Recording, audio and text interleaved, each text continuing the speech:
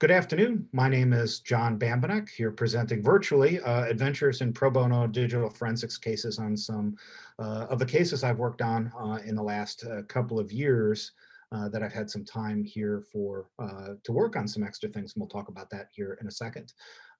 As you know, it's all pre-recorded. If you have questions in Discord as we go along, I'm happy to answer them or send direct messages, or if you happen to be in Las Vegas and want to catch up for drinks or coffee, I am available certainly to talk about things that we're going to get at the very end, my call to action. So a little bit about myself. I am president of my own company, Bambenek Labs, primarily selling threat intelligence feeds, but I do some other consulting as well, but it's my company, so I'm fully independent for the time being. I am getting my PhD in cybersecurity machine learning, but what's relevant for this talk is I helped develop a curriculum and taught for about 3 years digital forensics at the University of Illinois. I actually don't have any current certifications in forensics, but I've taught it and have used that experience as my gateway into getting judges to approve me as an expert witness, because I've developed curriculum that others have used, and some of my students have gone on to be law enforcement officers. And how I teach the course, actually, you'll see artifacts of how I present this talk and what I focus on. So as an aside, right, I am in the lucky position to be self-employed. So in basically a lifestyle company. Some of you may be involved with startups, looking for multiples and that kind of thing. But you know, when you're in a boutique lifestyle company, there's a lot of freedom that comes along with it to pursue things that you find interesting versus things that you just have to do because your boss tells you to do. So between that and the pandemic, I used to be part of the Security Vacation Club. I'm sure that I've seen some of you participants, you know, around the United States, around the world, that when we used to do that kind of a thing, and not spending time on planes, especially for international travel, has freed up a lot more time as well. So I have more time to devote to non-income producing activities, which goes to my last point, is that I think at this time in our society and the way things are going, that we should get back and to use our skills. We know, like, there's a cybersecurity jobs shortage, and we could talk about why that is. But more importantly, there's lots of things that are lots of people and groups that aren't getting protected, right? And not just even in the digital forensics or law enforcement sense, but you know, I've talked to PTAs at schools of parents who are trying to protect their kids, and they have very little guidance. I mean, they can Google it. You know, there's any number of groups of people who have cybersecurity needs that are going unmet because they're just folk who don't have infinite amount of money to pay people. And as much as possible, we should give back. Obviously, we have to feed our families and work, but for the extent that some of us can do that, I really feel strongly that we should do that. And spoiler alert, at the end of this talk, I'm going to be asking for your help in some of this. So here's a 1-hour talk in one comment that really underlines the premise of everything. I don't know if any of you've seen this before. You probably heard the expression, I actually come from a family of lawyers and judges. Well, actually, lawyers, judges, and petty criminals. So I was built for cybersecurity, but I also have a lot of inherent legal knowledge, and grew up on lawyer jokes. So here's an older one. You can tell it's black and white, right? You know, you have a pretty good case, Mr. Pitkin. How much justice can you afford, right? Is we have a very romanticized idea of the legal system, not just a criminal justice system, but in civil court too, that, hey, each side can fight it out. They've got their lawyers, and you know, you get to the point to see who wins. Well, there's a lot more that goes into that, right? You know, I can go to my own personal experience of spending lots of money on lawyers, that you know, a lot of your outcomes in the court system depends on how much resources you bring to bear. And how much you can spend, and not just in money, but in time and expertise. So here's the agenda of the talk. We're going to talk about the legal system a little bit, because usually what I try to focus on and really beat home when I teach forensics is the legal aspects of what we're doing. You know, if you're using NCASE or or Celebrite, the tools do a lot of the work for you. You need to understand what they do, but the things that really can impact the case are things that aren't connected to technology, right? There's integrity of evidence and chain of custody. Some of these things that if you don't get right, is there goes your case right then and there. And then one of the cases I'm going to talk about does deal with specifically of integrity of evidence. We're going to deal with 3 cases specifically that have been dealt with, and a potpourri of other kind of matters that touched on the legal system, and call to action at the end, as I did mention before. So there's a difference between incident response and digital forensics, right? It's possible to respond to an incident without really doing the work of forensics. At a superficial level, right, it seems the same thing, right? How the attackers get in, how do we kick them out, how do we move forward? The difference between IR and forensics is there's a lot of overhead in preparing evidence for use in court. Now, very few of us has ever been called to a witness stand, but the key focus of forensics, including the Latin origin of the word, is that it's doing the work to prepare for trials and to prepare evidence, which leads to lots of overhead. I can do incident response without locking hard drives in a safe. You really can't do that with digital forensics. And like I said, a very key point that deals with some of the imbalances inherent in the legal system is, for those of you who are in Discord, I'd be interested to see how many of you have ever been on a witness stand after having done a forensic report. There's probably a lot of forensic examiners listening to this talk that have written tons of reports, but a lot of our work, a lot of the criminal matters I work on deal with overseas suspects, right? We know going in there probably isn't going to be a trial. I've had clients and sat them down. I guess I'm not a great businessman in this way, where I've said, okay, you're dealing with ransomware, you want to sit there and try to do a tort case to recover your losses or whatever. It's like, listen, we can do the overhead of doing forensics. I'll run the clock if you want, but bear in mind, we might not ever be able to get this person to trial, or probably not. So you're going to be paying me money, but I'm not going to be able to give you a return on that. There's lots of that goes into it. A lot of people doing forensics work for large IR firms or well-resourced enterprises. I'm not sure. It wouldn't surprise me that there are people with law enforcement agencies that might be listening to this talk. But we have tools, right? You've got Encase or Celebrite, right? Kind of the gold standards of tools, that you have to work with. I doubt there are no forensic examiners in a small business. There probably isn't a security guy, right? There isn't a forensic person, at your local PTA or a nursing home, right? The elderly have a lot of unique cyber threats directed at them. If you think about business email compromise, right? A lot of people talk about ransomware, but business email compromise, or more specifically, romance scams. There's nobody to protect the victim against a romance scam or to do the work to bring a prosecution. And that's billions of dollars lost from that. And like I said, the tools do a lot of the heavy lifting for us. I think it's important to understand what the tools are doing, the science behind the tools. That certainly is going to help you if you're ever cross-examined. But it also leads to a degree of laziness. At the end of the day, like I said, when I produce a forensic report, I want to stand behind all of it, not just some of it, right? If whatever tool I'm using says X, I want to be able to explain in detail why it says X if I'm cross-examined, because that's my credibility on the line. I can't say, well, this tool said it. You have to explain and understand the science behind it. We're going to talk about credibility a little bit more. But this notion is that so very rarely is our work ever challenged in court, even if the matter ends up in court. There can be a little bit of not laziness, but of kind of rustiness, right? We're not used to being scrutinized, and when things aren't going to be challenged, you're not as on guard. You're not as thinking through the underlying stuff. And in some matters, it might not matter. You may have it if you're doing forensics for an HR investigation of somebody doing something they shouldn't with corporate assets, but in another subset of matters, the outcomes really do have an outsized impact on victims and defendants. And we're going to talk about a couple of those. So in the United States, and kind of most of the British common law systems anyway, have this notion of an adversarial legal system, right? That's somewhat romanticized. Each side presents their case to a judge, or to convince a jury or a judge if it's a bench trial, who is the trier of fact, who will decide you win or you win, right? And both people get their say. They get to call their experts.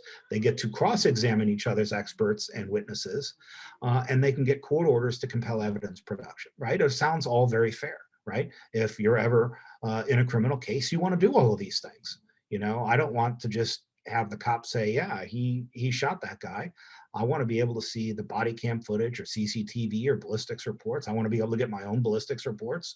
You know, we've seen a lot of how this system works out and plays out. And some of the high profile cases we've seen, with Black Lives Matter and others, right? Those are probably the most public trials that we've had in the past couple of years, with Derek Chauvin and the like, where, you know, the police had their experts and their forensic examiner, the coroner, who said, you know, George Floyd died for X. Others brought in a different coroner or medical expert, who then said, no, it was Y, right? So that's a system that works, but only in a certain case, right? The underlying assumption is that both sides are near parity.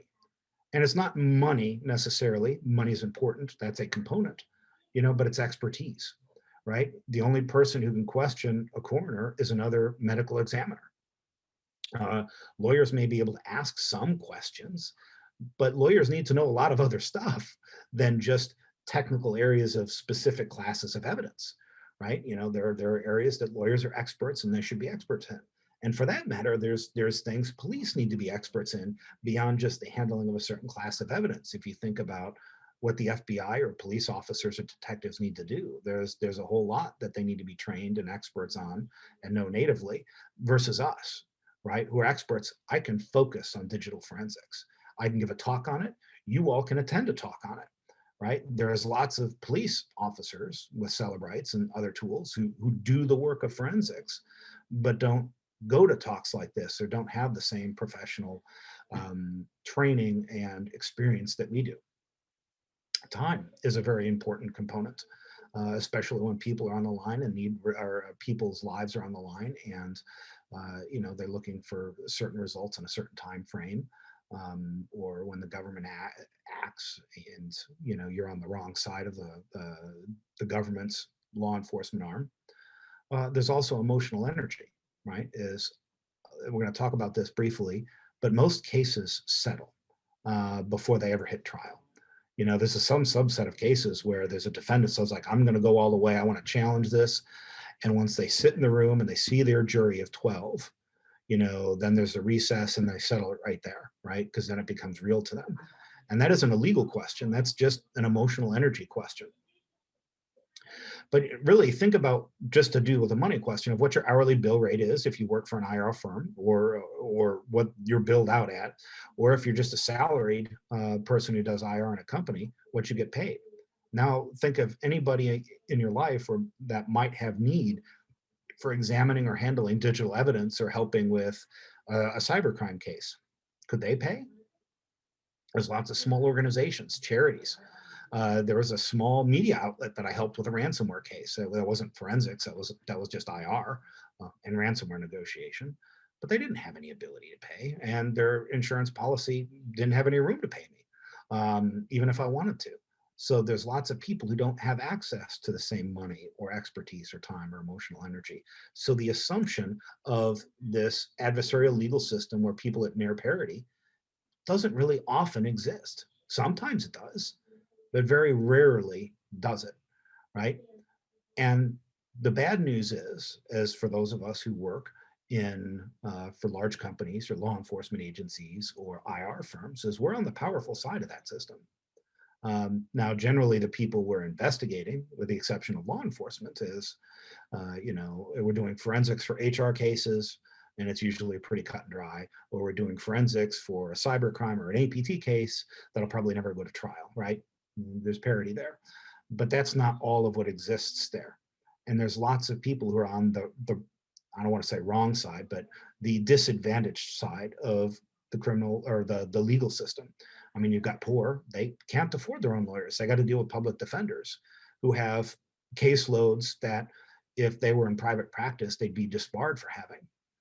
You've got other disadvantaged people. You've got persecuted. I'm going to talk about a journalist that a city government just went after because they were mad. Even middle class people. I mean, we're all upper middle class here in this industry. I should say there might be some entry level people here, but by and large, right? As a class, people who work in cybersecurity are going to have a pretty secure life, right? We're going to do okay. But if you think about it, if you get unjustly charged with a felony, a criminal defense could run $100,000. Do you have it? I don't. Right? Like I said, as somebody who's had to have a lot of retainers on lawyers a lot of lawyers on retainers on lawyers on retainer over the years, right? I couldn't afford that, and it was made at least a little easier in my case is that I have lawyers in my family that I can barter. They do stuff for me and I do stuff for them. But the hourly bill rate for lawyers for basic stuff is, I don't know, about $250, give or take, right? That goes up those bills accumulate very quickly, and that could be very hard for anybody to pay. And there's lots of matters where you can't get free, you aren't entitled to free legal representation, right? In criminal court, you need a public defender. There is legal aid for certain classes of things, but a lot of things you may not, if you don't have the money for a lawyer, then you're arguing the case yourself. So here's some examples of bad outcomes. Like I said, I think generally the FBI does a good job with forensics. I have no beef with card examiners, and like I said, generally, if I were asked to look over the work, I would expect that they probably got it. There's lots of checks and balances in how the FBI does things, but sometimes they get it wrong. And largely, like I said, it's due to things prior. So this article had to deal with hair evidence, right? Is that the FBI labs, did various forensic examinations of hair, and were able to get convictions based in part on that. Well, eventually, somebody who's resourced enough hired their own experts, challenged it, and found out, hey, you know what? This junk science. Maybe a step above junk science. It ain't forensic science. Right? It did not have the outcomes they did. But when an FBI expert shows up and says, I did this, I did this, I did this, they got a badge. People take them at their word, unless there's somebody like me or like you who does the work to show that they didn't do it. Is when government presents their experts, or one side presents the experts and the other side doesn't have any, it is very, very hard to impeach their work. It really takes another expert. And we're going to keep going to this point in a couple of cases I'm going to talk about. All right. So this is a very bad outcome, for a lot of reasons. Is that one, you had people who were potentially wrongfully convicted. That's bad, right? But as somebody who wants the law enforcement system to work and actually put criminals behind bars, right? There may have been some guilty people who walk free because of the evidentiary errors made here, right? Is that I want my cops and the FBI and law enforcement to get bad guys. I want to get them the right way and make sure that they do it correctly, because the way we've calibrated our legal system, at least in the criminal sense, is, beyond a reasonable doubt, we err on the side of letting bad guys go, versus keeping the innocent in jail. It doesn't always work out that way, but like I said, there's a notion, you got off on a technicality. Well, the flip side of that equation is, well, did law enforcement do it right? They have the high bar, and they should have a high bar. So there's also lots of other worst cases that we can point to, right? You can think of any of the cases that pointed to the Black Lives Matter movement and talking about a power differential there, right? There's an entire project, or there's lots of iterations of this, the Innocent Project, of looking at people just on death row, going through the cases with a fine-tooth comb and seeing if there are in fact people on death row who are innocent. Right? The outcome of getting that wrong is irreversible. And there have been convictions overturned. It turned out that they found people who were in fact innocent for a wide variety of reasons. Now, the downside of this is also that, you've been on death row for 20 years, you're free, but you don't get your 20 years back, right? They're not going to execute you anymore, but you've taken a 20-year break from society, right? There's no restitution.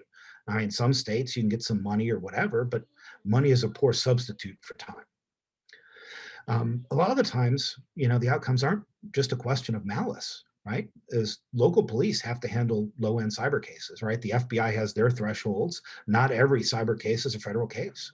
Now there are police officers, who can handle it.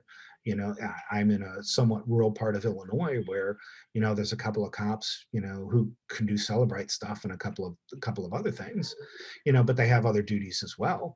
But they've got to handle all of that. And sometimes, things that are complex enough or too complex for a cop, but not reaching the bar of the FBI's threshold means things fall through the cracks, right? But those cops are usually, not well trained, right? They're cops first or whatever. Sometimes they have a forensic examiner that's their job, is to do forensics on behalf of the police. They're not badge carriers, right? But think, right, many of you probably invested in a GCFA or GCFE, not cheap, right? Would you settle for cop pay, right? When knowing your earning potential is high elsewhere, right? The FBI has a hard time retaining cyber agents because they can spend 10 years and then punch out to work for mid six figures, right? Versus the GS pay scale.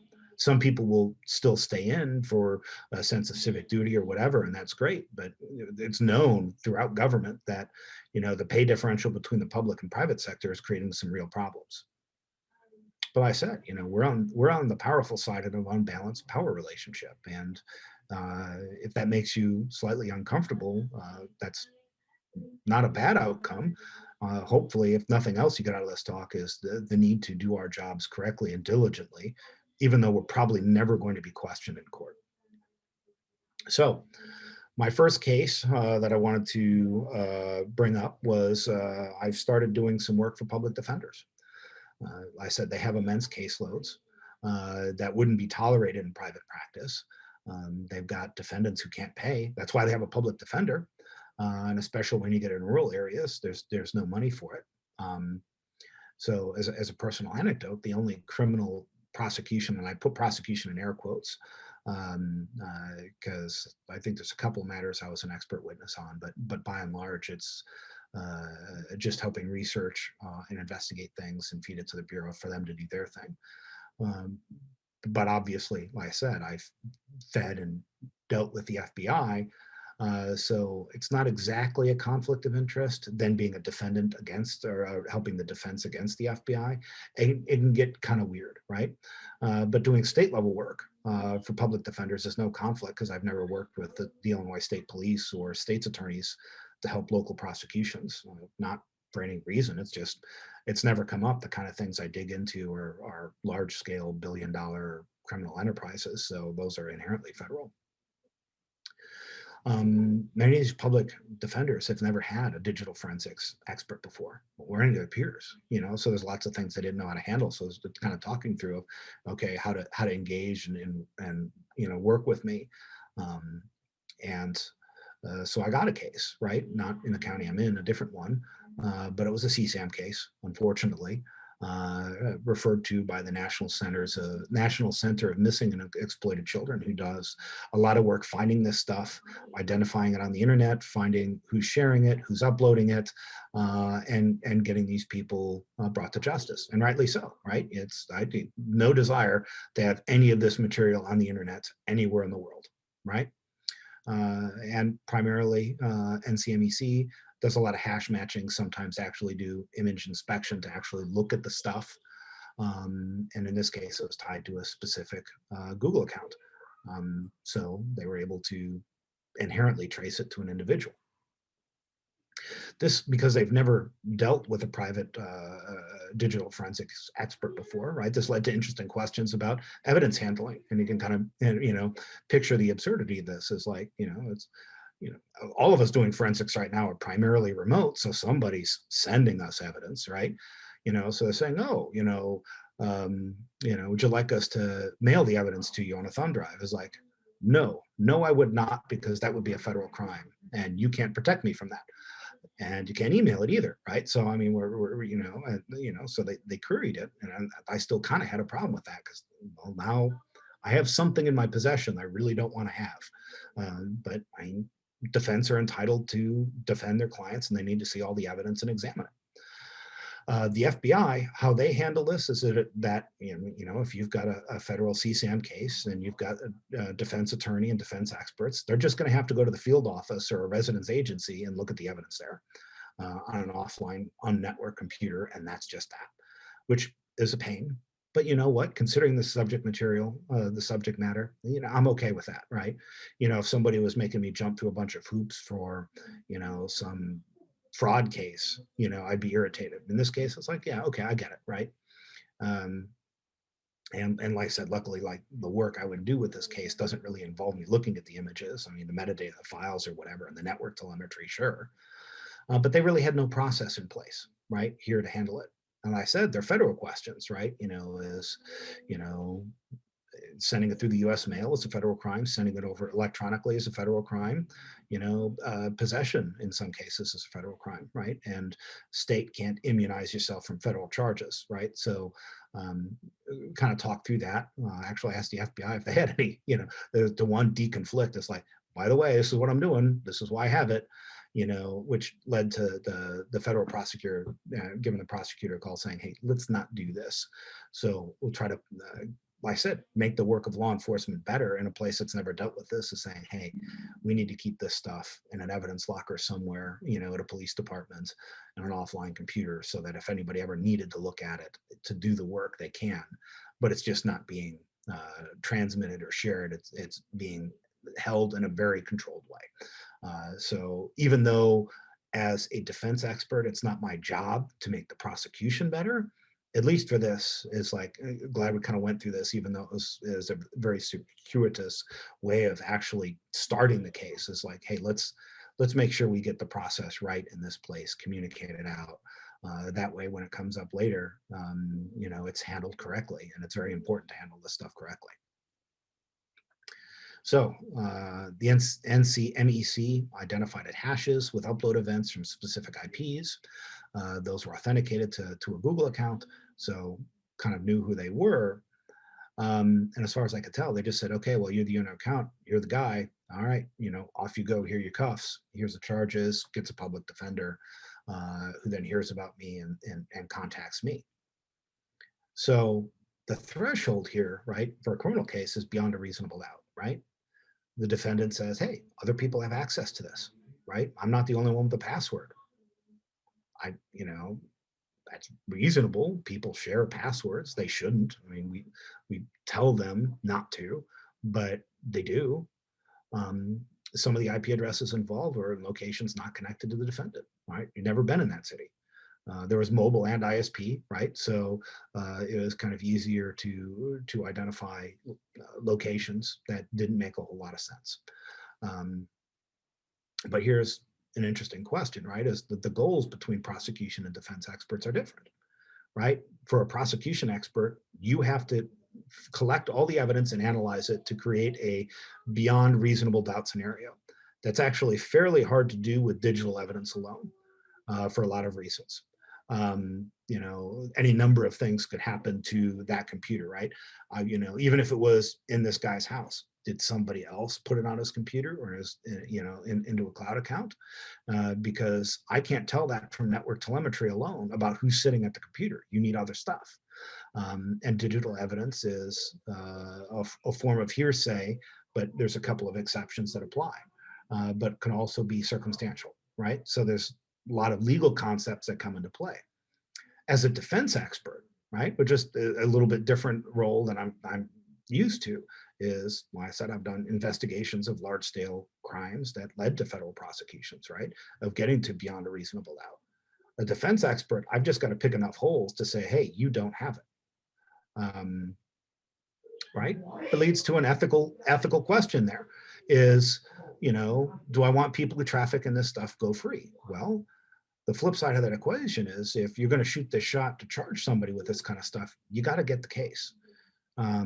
You got to do the work to close all the loops, because if you're being lazy, maybe lazy is unfair in this case, but not thorough, that opens the door to innocent people being charged with this kind of crime, and it is a life-altering crime to be charged with. And many people, even if they're guilty, plea out because they don't have the resources, they don't have the emotional energy, they don't have the time.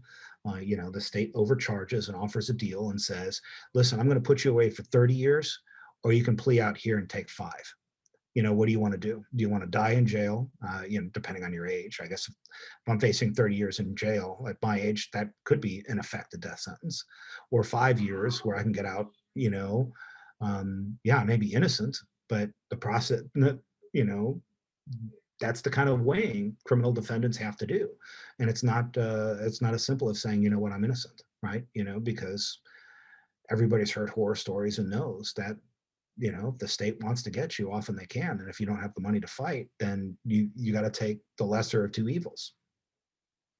So, and sometimes the best way to make prosecutors and police more effective is to challenge them. The adversarial legal system works because it makes everybody involved better, right? If you're just talking and nobody's actually questioning you or otherwise examining your findings, right? You get intellectually lazy, not in an immoral sense. It's just, there's atrophy involved, right? It's always better to have somebody challenging you and challenging your analysis and your biases and all the things that go into that. And the more that I've done threat intelligence and intelligence work, the more that those kind of dynamics are the forefront of my mind. Over 90% of cases settle out. Very, very few actually hit court. Of those, right, very few have a defense expert on some evidence, right? Like the FBI hair evidence. They're not effectively cross-examined. You need, an expert to question an expert. And like I said, the system works where there's near parity. It's better for all involved because it makes us all better, right? Having me questioning the work of police or the FBI, for that matter, is going to make them better over the longer term, right? So I said it's important that this system, works as how we idealize it, not necessarily works how it does today for a lot of people. So here is actually one of my favorite pro bono cases for a wide variety of reasons, and we're going to talk about this. I was a pro bono expert in a state level CFAA civil prosecution. So like the federal CFAA can be used in criminal and civil court, California has another version of that. The case is City of Fullerton versus Friends of Fullerton Future. You can Google that to find materials because now that case is resolved. It was fairly public for this kind of case. Defendant was a journalist. He was a blogger who exposed municipal misconduct with an insecure Dropbox account. The city had an insecure Dropbox. We'll talk about that. I was connected to the case via the Electronic Frontier Foundation. They have a co-op text listserv where lawyers and others can ask, hey, we need an expert pro bono, sometimes paid to help with something. It's a very low volume list, but it's people have nowhere else to turn to the EFF. Hey, I need a technical expert for something. So it's a good way to pick up things every now and then. But the case is kind of the nexus of the free press, the First Amendment version of the free press, right? Public's record law and using the CFAA as a hammer against a blogger, right? I'm sorry for the typo. So I'm sure that many of you here have some feelings about the Computer Fraud and Abuse Act, as do I. So the basics of this case. Blogger did a FOIA request for documents, noticed the Dropbox had no access control. By no access control, meaning you can go to the root of the folder and walk the entire tree. So for FOIA responses, that doesn't really matter because we're really talking about public records. They're seeing other people's public records requests or the responses to other people's public records requests, but it's all public records. Governments are very stupidly finicky about this stuff. Like, oh, if you request it, then I'll produce this to you. But if somebody else requests it, then we got to go do all this work all over again. It's part of this stupid game many government agencies play to prevent the public from seeing their own government's business. So like many cities, this is where we start to get into hilarious territory, right? They produce the documents. Hey, this guy requested these documents. Here's all the documents. And the lawyers go through and say, no, you got to redact this. You can't produce this because there's this exemption in the law. They communicated all of the unredacted documents to their lawyers using the same Dropbox account that was unprotected. Yes, the communication would be privileged, right? Had they used any mechanism to protect the information. I mean, literally anything, right? But they chose not to. At one point, I brought up as like, you know what? This is actually a pretty serious violation of the California Bar Association's legal rules, right? Because you need to protect privileged communication. And while your client may communicate stuff over an insecure channel, like making things publicly available to the entire planet Earth, you're the lawyer. You should be like, hey, no, you can't do that. We need to come up with a secure mechanism.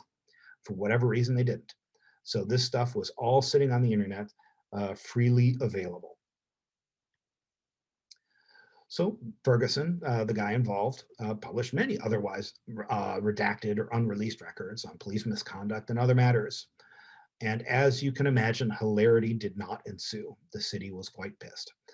There was a public records lawsuit that was about to be filed, so they retaliated, filing a Computer Fraud and Abuse Act, accusing him of hacking the Dropbox account.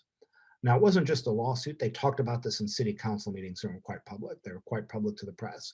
This guy is hacking our Dropbox and stealing documents. Very inflammatory, defamatory language, if it would have gone that way. So they searched his computers as workplace, and he's a blogger. He wasn't paid as a journalist, which led him to losing his job. Because I mean, you know, if the police come in and start searching things because of stuff you're doing on your off time, employers will tend to frown upon that. And surely the city knew what they were doing when they did that. The city also hired their own digital forensics expert, and I have that in air quotes, because he was the living embodiment of what never to do in a digital forensic examination, right? Literally, his expert witness testimony is going to be case studies in my courses, and I'm going to mention this again, of what not to do and what not to say in court, right? The city didn't want Ferguson to access the docs. They called it hacking and unauthorized access because they didn't explicitly authorize him to use that part of their publicly available website. I'm sure that your brains are all exploding right now of this kind of preposterous druid logic, a phrase that I tried to include in one of my declarations in court, but the lawyer advised me that was probably too inflammatory for an expert witness report, right? There's no access control. Everything's live on the internet on a web page, right? There is no unauthorized access because there's no technical control to stop it. Nothing was gone around. They also argued, because Ferguson at one point used VPN, I forget exactly which one he did, that anyone using a VPN service, no matter the company, was him. Any VPN from that provider was him. For some reason, anybody who used Tor was him. And then anybody from outside the United States was him too. I mean, logical leap to logical leap to logical leap, right? So you can imagine, I'm kind of I can be level-headed, but I'm also pretty sarcastic. I try to be level-headed in court. It was very hard to write my report based on how absurd some of these claims were. I don't know if it made it in or not, but I think it made the cutting room floor, or went to the cutting room floor. Is, you know, they make connections so tenuous, or connections so illusory, they border on hallucination, right? They argued VPNs are hacking tools, that if you use NordVPN, you're a criminal. They argued in one of their declarations, I use this as my own expert, is that I use a VPN to access my campus environment when I'm a PhD student, to access the network as if I were on the U of I campus. They said, well, clearly that was hacking, even though the VPN was provided to me by the university for that express purpose. These are the kind of arguments they were making in court. They're expert. Let me emphasize this point. These were arguments made by their technical expert, right? Who has IT experience. We'll talk about him in a minute. Here is the worst legal thing they did, the absolute worst. They produced Dropbox logs that they got from Dropbox. They put it in their filing and said, here's the proof. They enriched those logs without disclosing how, why, or with what they enriched them with, until I basically tried to reproduce getting Dropbox logs on a new account I set up and said, they've added fields. Where did those fields come from? The legal term to describe this is corrupting the integrity of the evidence. You can enrich data, right? But as a defense expert, I need to know and have enough information from your filings to be able to reproduce your work. I shouldn't have to guess. So when you sign an affidavit that says these are true and complete with no modifications, and they're not, that's also perjury. So it got into very legally dangerous territory for the expert and their case quickly, because I was able to reproduce and just like, well, let's see what access logs from Dropbox look like when I download them. It's like, that's not what they look like. What are they doing here? They're adding more information. And then they tried to play it off to the judge. It's like, well, yeah, we enrich, you enrich evidence all the time. It's like, yeah, you can do that, but you can't not disclose it until you called out on it. That's not how this works at all. So their examiner, right, runs a small MSP. Now I want to emphasize there's a missing S from there. That's not a typo, right? He is not a security provider. He manages ITs and telco and help desk, and nothing wrong with it. Been doing it for over 20 years, must not be terrible, but he runs an MSP. You look at his LinkedIn profile, there ain't nothing about forensics in there, right?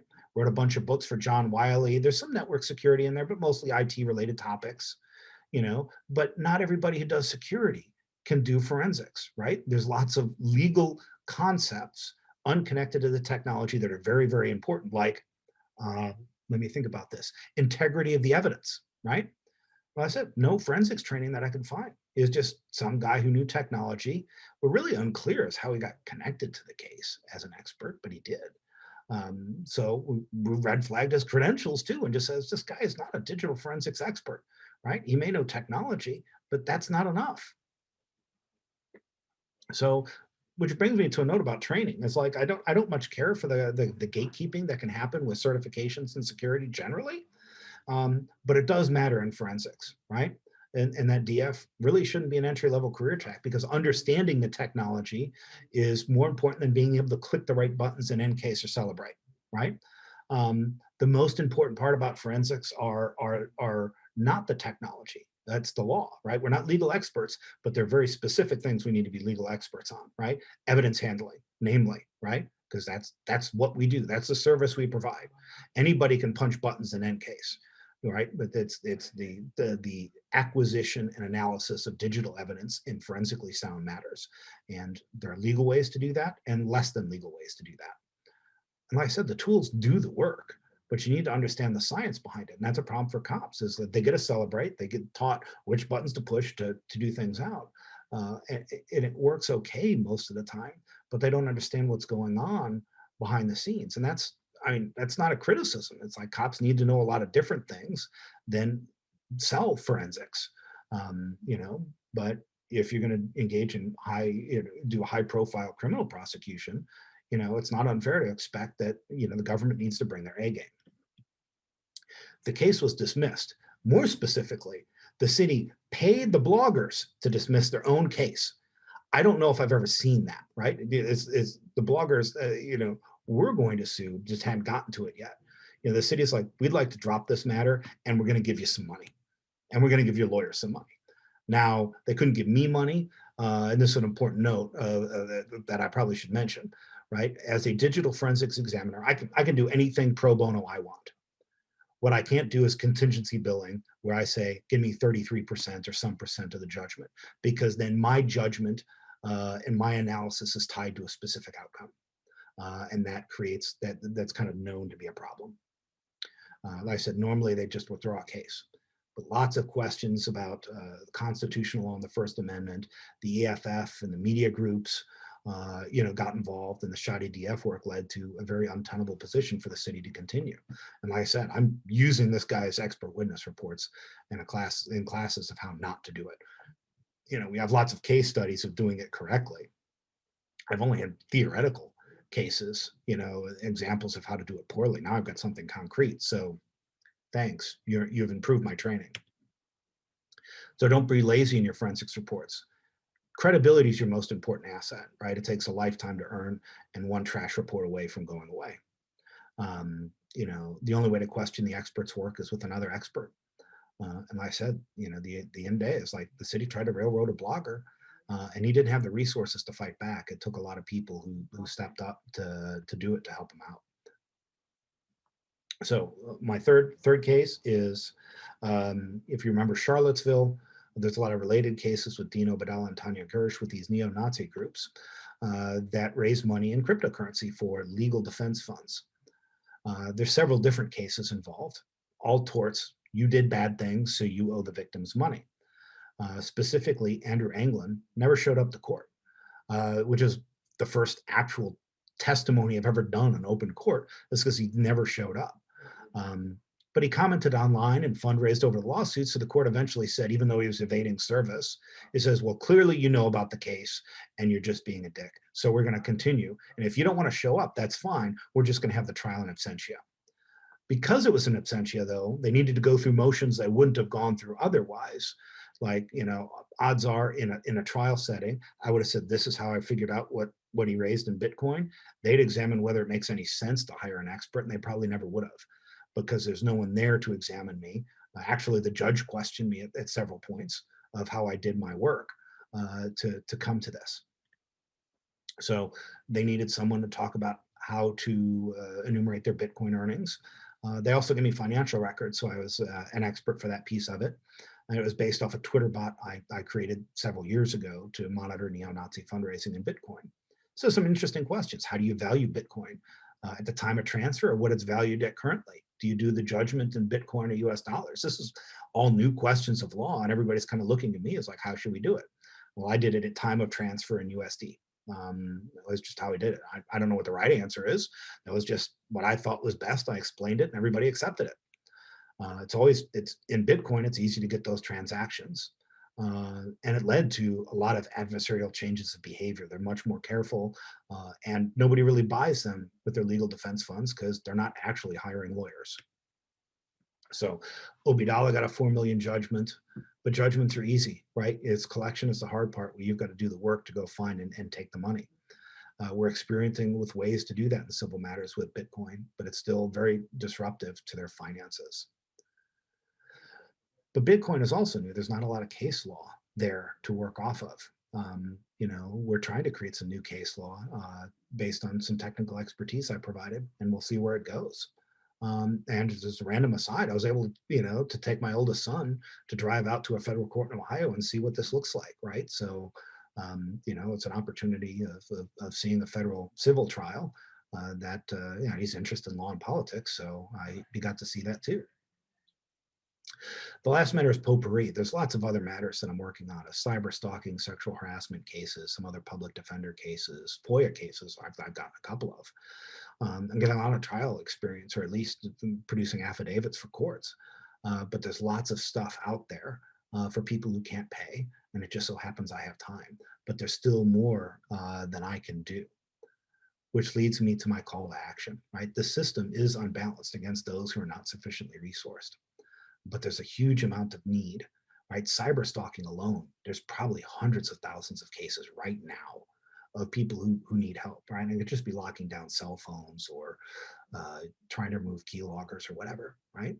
Like I said, if they can't pay, they don't get help. And there's no money to be paid with. But we have skills and experience that can make big differences to these people in a wide variety of matters, right? And like I said, some of these you don't necessarily need to be, you know, a fully trained DF person, right? If somebody's dealing with, you know, cyber stalking or an abusive relationship, right? There are resources for them. There's the Coalition Against Stalkerware and a couple of other resources. You know, there's lots of technical help that can be provided to people to help out. You know, like I said, if you're going to go in courtroom, you probably want a credential, but to help people to make cases, even like cyber stalking or sexual harassment, it's okay. Here, you often need to have all the evidence collected to give to the detective. You kind of need to do a lot of their work for them because they have huge caseloads. Like what gets to the top of their pile versus what doesn't. if you give them 99% of a case and say, you need to get this, this, and this, and you'll have it, you get a result much quicker for your client or the person you're trying to help. So I'm setting up a 501c3 called Cyber Beast Mode because it just happened to be a domain name a friend of mine had to collect, refer, and manage these cases to help the broader society. We'll get the organizational pieces put together. That's fine. In the very early stages of it, what I need people is willing to contribute some of their time.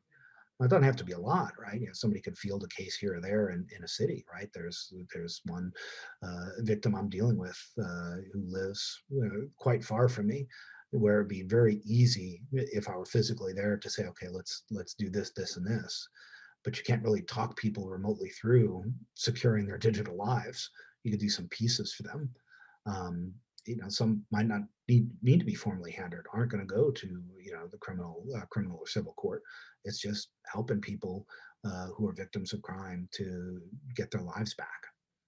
So if you're able to contribute, if you want to help, if this sounds interesting to you, you can contact me. My contact information is going to be on the next slide. I'm on Discord, of course. You can find me in Las Vegas. I'll be here until Sunday. You can contact your local public defender, the Electronic Frontier Foundation, the co-op tax list, anyone, and contribute, right? If the net result of this is that some of you contribute 5 hours a month to help make people's lives better and in a pro bono way, we're having real impact in people's digital lives and online safety, and that would be a great outcome from this talk. So with that, I will pause for questions. I said we can ask on Discord or set up time to grab a drink here while we're in Vegas. I'm on Twitter, got my email, and fairly accessible person. And thank you for attending this talk. I hope you got some value out of it. I hope you decide to contribute and stay in touch.